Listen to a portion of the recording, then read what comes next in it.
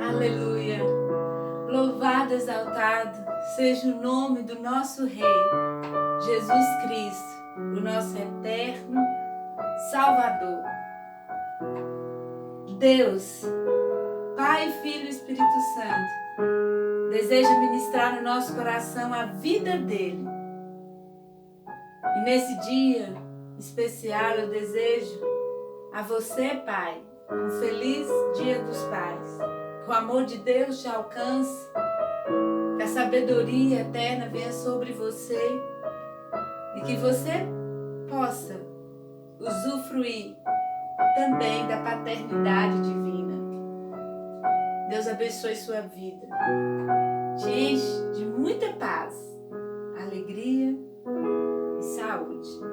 Nós desejamos um feliz Dia dos Pais a todos vocês, em nome de Jesus. Amém? Oremos. Senhor Deus e Pai, obrigado pela Tua presença. Obrigado pelo Teu amor, Pai. Perdoa as nossas falhas, perdoa-nos, Senhor, porque às vezes não sabemos o que falamos, o que pensamos, o que agimos, mas nós te pedimos o perdão do Senhor. Venha sobre nós, Pai, nesse maravilhoso dia e derrame a Tua graça sobre nós. Eu peço que o Teu amor, a Tua proteção venha sobre cada vida, Pai, que nos assiste agora, ou daquela pessoa, Pai, talvez que vai assistir em um outro momento. O Espírito Santo da verdade venha falar com cada um de nós, em nome de Jesus. Deus abençoe e vamos louvar o Senhor, amém?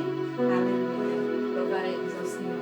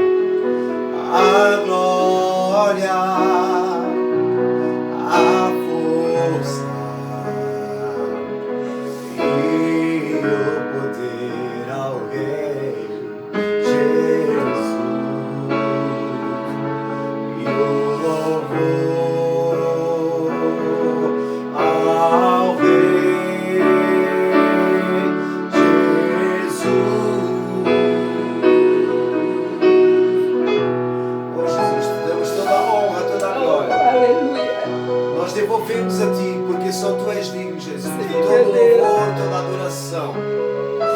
Jesus, nós te adoramos desde já, não precisamos esperar aquele grande dia da Tua ira para reconhecermos quem Tu és.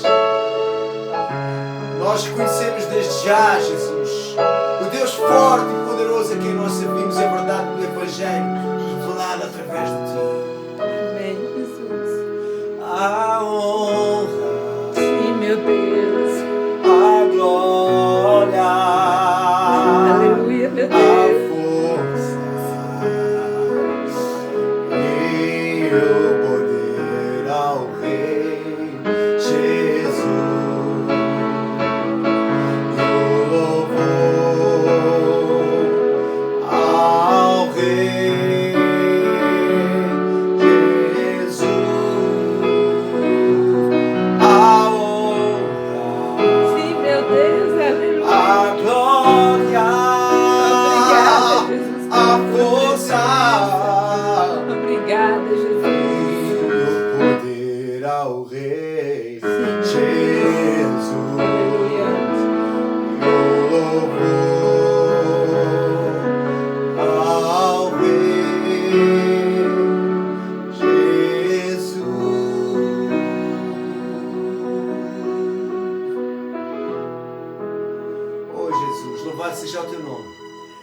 Abençoado seja o teu santo nome. Nós te bendizemos, Senhor, na comunhão dos santos. Aqui, Senhor, na presença tua. E enquanto vários outros irmãos estão reunidos, ainda que seja virtualmente, Senhor, mas para te cultuar essa noite. O culto é a nossa vida, mas nós nos reunimos agora para o fazer especificamente em conjunto, Pai. Louvamos o teu nome, Pai. Louvamos o teu nome, Jesus. E te agradecemos, Espírito Santo, pela tua doce presença. Obrigado. Amém. Amém. Glória a Deus. Cumprimento a igreja com a graça e a paz do nosso Senhor Jesus Cristo. E convido desde já os irmãos para abrirem em 1 Tessalonicenses, capítulo 4. Vamos ler um texto que nós já lemos quando nós falávamos na reunião anterior. 1 Tessalonicenses, capítulo 4, versículo 9. E antes de mais, enquanto você procura aí o versículo, gostaria de dar aos pais, felicitar aos pais, todos os pais, por esse dia. Que Deus abençoe a vida de cada um. Seja você um bom pai, seja você alguém que ama o seu filho, alguém que realmente é abençoador na sua casa. Que Deus abençoe grandiosamente a sua vida. Amém? Um forte abraço a todos os pais. E é claro está a todas as famílias. Bem, queridos, nós vamos então meditar nessa palavra. Versículo 9. Então, 1 Tessalonicenses, capítulo 4, versículo 9 diz assim: Depois disso, nós, os que estivermos vivos, seremos arrebatados juntamente com eles, nas nuvens, para um encontro com o Senhor nos ares. E assim, estaremos com o Senhor para sempre. E agora eu gostaria de que você abrisse a Bíblia em outro lugar também. Aliás, enquanto você abre a Bíblia lá em Apocalipse, e você pode ir para o capítulo 16, e nós vamos orar. Amém, Jesus. Apocalipse, capítulo 16, nós vamos orar. Senhor Jesus, nós te entregamos a nossa vida essa noite. Deus. Nós te pedimos que o Senhor fale conosco. Louvamos o teu nome. Pedimos que o Senhor fale connosco aos nossos corações. Enche-nos da tua paz, da tua fé, da tua esperança, da tua força, da tua garra e do teu ânimo. Em nome de Jesus. Amém. Amém. Glória a Deus. Então, Apocalipse, capítulo 16. E nós vamos ler o versículo 1. Apocalipse 16, versículo 1. Mas antes de ler, deixa-me fazer uma breve introdução. Nós falámos sobre o regresso de Jesus. Falámos sobre o dia do Senhor. Temos falado, depois de ter falado lá em Marcos, quando Jesus foi levado aos céus, nós falámos sobre a vinda de Jesus. Falámos sobre o dia do Senhor. Falámos também sobre o arrebatamento. Falámos sobre o anticristo. E falámos sobre o destino daqueles que amam a Deus. Hoje, eu gostaria de refletir o que é que se passa aqui neste texto. Então a igreja é arrebatada e o anticristo está reinando aqui na terra. E o que acontece nesse meio tempo aqui na terra, enquanto nós estamos com o Senhor já? O que acontece? Bem, se de fato isso acontecer dessa maneira, queridos, o que a Bíblia nos indica, o que acontece é isto que se passa aqui. E que nós vamos deslumbrar na presença de Deus. Amém, Apocalipse, Jesus. capítulo 16, versículo... vamos ler o versículo 1. E diz assim... Apocalipse 16, versículo 1. Diz assim a palavra do Senhor. E ouvi uma forte voz vinda do santuário, que dizia aos 7 anjos: Vão derramar sobre a terra as 7 taças da ira de Deus. Então, queridos, neste meio tempo, enquanto nós estaremos já na presença de Deus, aqui na terra acontecerá a ira. Lembrando lá em 2 Tessalonicenses, quando nós lemos que Deus não nos destinou, aliás, 1 Tessalonicenses capítulo 5, que Deus não nos destinou para a ira. Está lembrado disso? Que ira é essa que nos fala 1 Tessalonicenses capítulo 5? Que ira é essa? É a ira que Deus não nos guardou para ela. Deus não nos fez para ela. Deus não quer que nós passemos por ela. Assim como foi dito, né, na quarta-feira, nós não passaremos por essa ira. Agora, que ira é essa? É esta ira que se fala aqui em Apocalipse, capítulo 16. As 7 taças da ira de Deus. Bem, nós vamos hoje, brevemente, ver que 7 taças são essas. Aliás, nós não vamos andar sobre todas as 7 taças, mas vamos ver aqui, andar aqui sobre alguns tópicos. Em primeiro lugar, a dor. Pastora, por gentileza, leia para nós o versículo 2. Observe o que é dito aqui. Saiu, pois, o primeiro anjo e derramou a sua taça pela terra. E os homens portadores da marca da besta e adoradores da sua imagem sobrevieram úlceras malignas e perniciosas. Ok. Ou, na nova versão internacional, vai até dizer feridas malignas e dolorosas. Né? Então, olha só. A primeira taça, então, é essa dor. Feridas. Repara, aí diz que vai derramar sobre quem, pastora? Leia lá aí. Sobre quem é que será derramado? Saiu, pois, o primeiro anjo e derramou a sua taça pela terra. E os homens portadores da marca da besta, adoradores da sua imagem, sobrevieram úlceras malignas e perniciosas. A quem é que sobrevieram as úlceras? Aos adoradores da besta. Aos adoradores e àqueles que eram seguidores da besta, que têm a marca da besta. A marca da besta. A marca do monstro, como dizem algumas outras versões. Então eu queria te dizer, em primeiro lugar, que está aqui especificamente, está aqui declarado que nós não fomos realmente destinados para a ira. A partir do momento que nós somos chamados, nós podemos ou não corresponder ao chamado. E a Bíblia diz lá em Apocalipse capítulo 19 que serão justificados aqueles que forem chamados e que forem fiéis. Não basta ser chamado. Lembra? Muitos são chamados, mas poucos os escolhidos. Por que são poucos os escolhidos? Porque apesar de serem chamados, muitas das vezes eles não correspondem ao chamado. Eles não são fiéis ao chamado. Então, procurando ser fiel ao chamado, eu estou aqui a falar para você o que acontecerá conosco e o que acontecerá com as pessoas que forem adoradores da besta. Conosco nós estaremos como Jesus. Essa visão que João teve aí, nós estaremos observando essas coisas no céu. Ao passo que aqui na terra, essas pessoas, adoradores da besta, aquelas pessoas que tanto buscaram o prazer, que tanto buscaram a satisfação da carne, agora recebem na própria carne a punição devida. Não é? Porque eles buscavam a destruição. Então Deus lhes dá algo de acordo com o seu desejo, a destruição. Úlceras malignas e perniciosas, ou feridas malignas e dolorosas. Bem, deixa-me dizer-te que esta situação não deixa, contudo, ela não deixa de ser um pouco irônica. Não é? Pessoas que tanto buscavam o prazer da carne, agora têm a dor na carne. A recompensa da sua busca maliciosa. Mas que pessoas são essas então? São os adoradores da besta. E agora aqui tem duas situações. Eles são aqueles que têm a marca da besta. Ou seja, aqueles que terão essa marca da besta, mas que se regerão por essas leis. Porque se eles terão a marca da besta, é porque eles se regem pelas leis da besta. Ou seja, aqueles que se regem por aquilo que a besta prega. Aqueles que se rendem àquilo que a besta prega. A Bíblia diz que o anticristo há de vir. No entanto, o seu espírito, a misteriosa maldade, ela já opera. Então as ideias do anticristo, elas já estão na terra. Elas já estão na terra.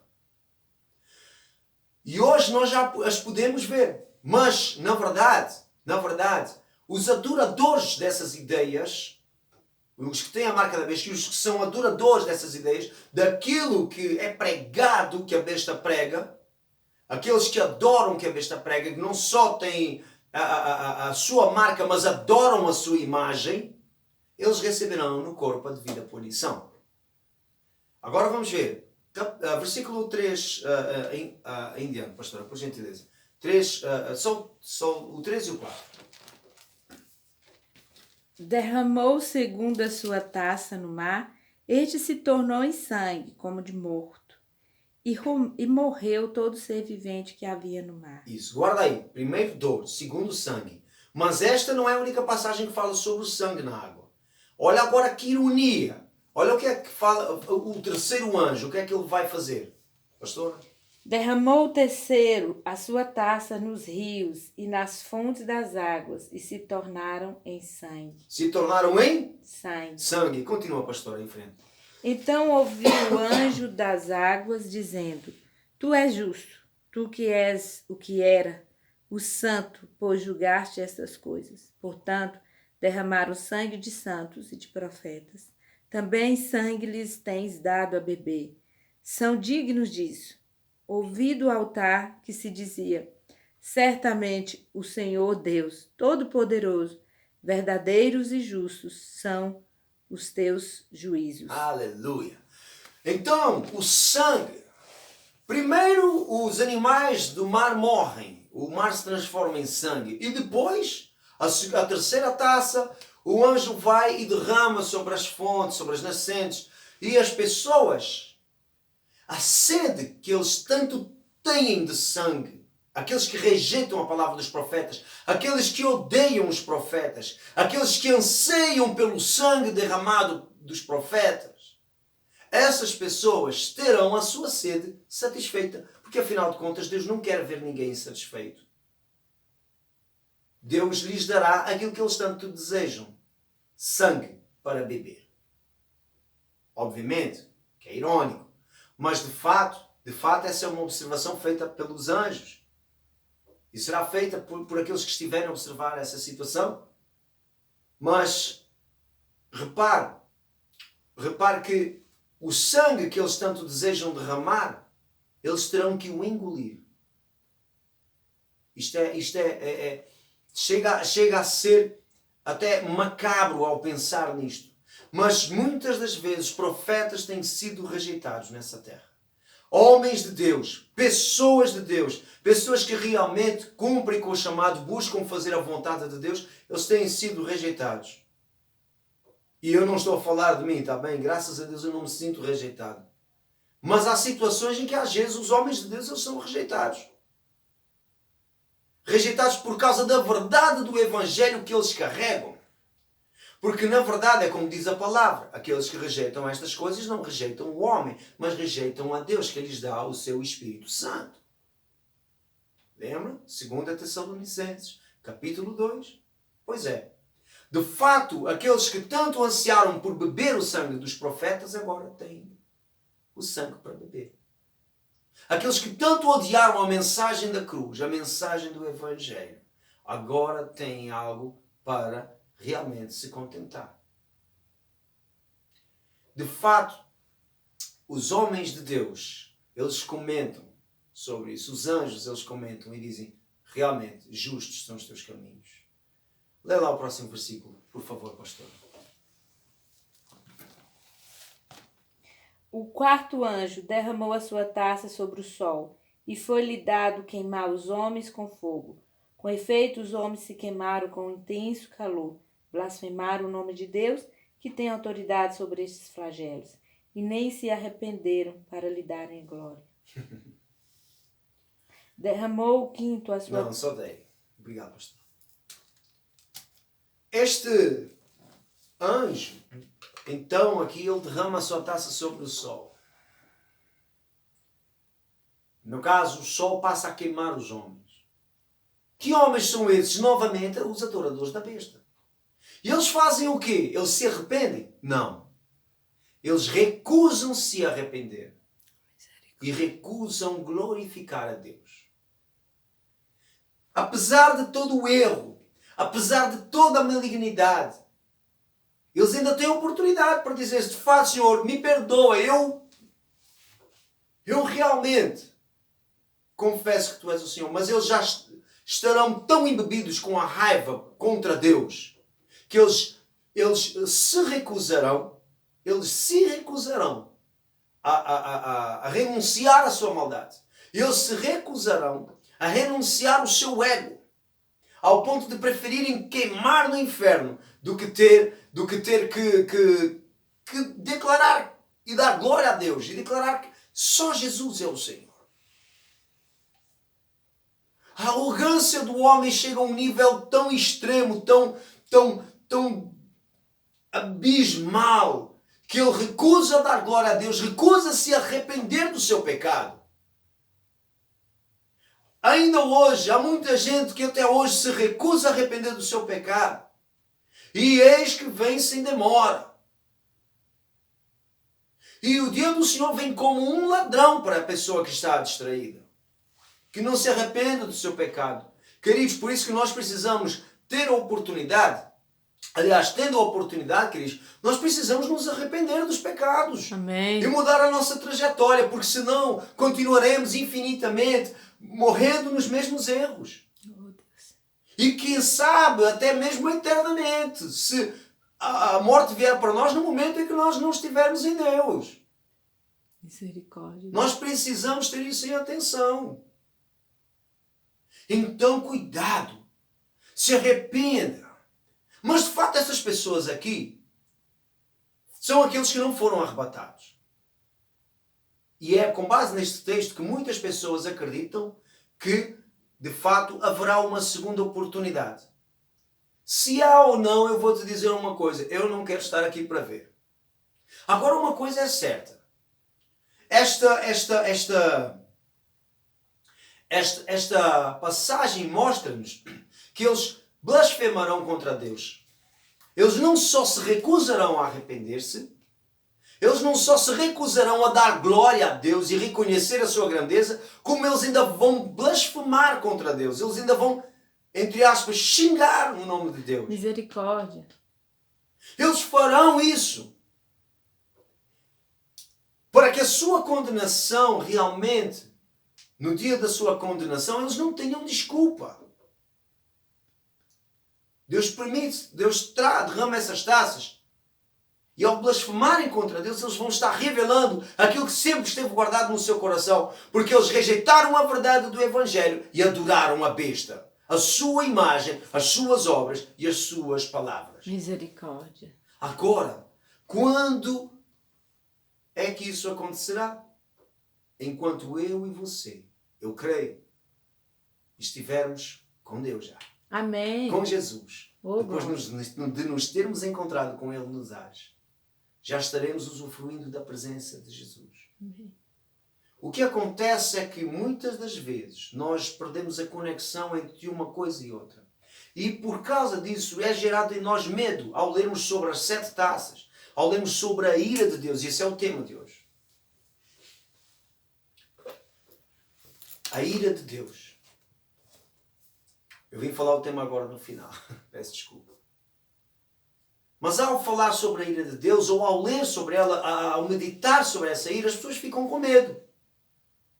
E ao invés de orarem pela volta de Jesus, não ficamos com medo de orar pela volta de Jesus. Isso é estratégia do inimigo. Ore pela volta de Jesus. Amém. Eu estou orando para que Jesus volte. Amém. Você não precisa ter medo da volta de Jesus. Sabe quem precisa ter medo da volta de Jesus?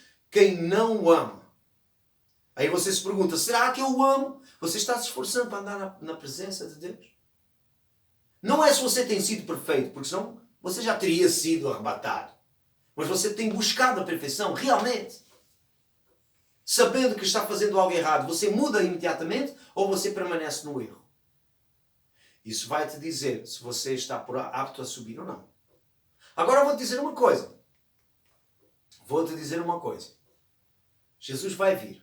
Aqueles que têm que ter medo dele não são aqueles que o amam. São aqueles que amam a carne, amam as obras e as palavras e a imagem da besta. Esses terão que ter medo. Nós não precisamos ter medo. Por isso, ore pela vinda de Jesus. Amém. E é com esse mesmo versículo que eu gostaria de terminar. O versículo 9.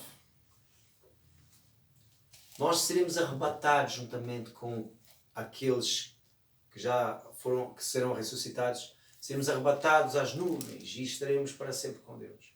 E também lá do capítulo 4. Tem um versículo do capítulo 4 do capítulo 2 de 2 Tessalonicenses. Tem um versículo que diz assim: porque Deus não nos destinou para a ira, mas para alcançarmos a salvação por meio de nosso Senhor Jesus Cristo. Amém, Jesus. Então, a ira, que ira é essa? É esta ira descrita aqui em Apocalipse. Deus não te destinou para ela. Seja você um adorador de Jesus. Amém. Um adorador do Pai e não um adorador da besta. Pastor, mas o anticristo não está aqui. O monstro ainda não foi revelado? Não, mas as suas obras sim. Amém, queridos? Nós estamos a terminar. Curva a tua cabeça, fecha os teus olhos e nós vamos falar com Deus. Amém. Deus, em nome de Jesus, nós te queremos agradecer pela tua palavra.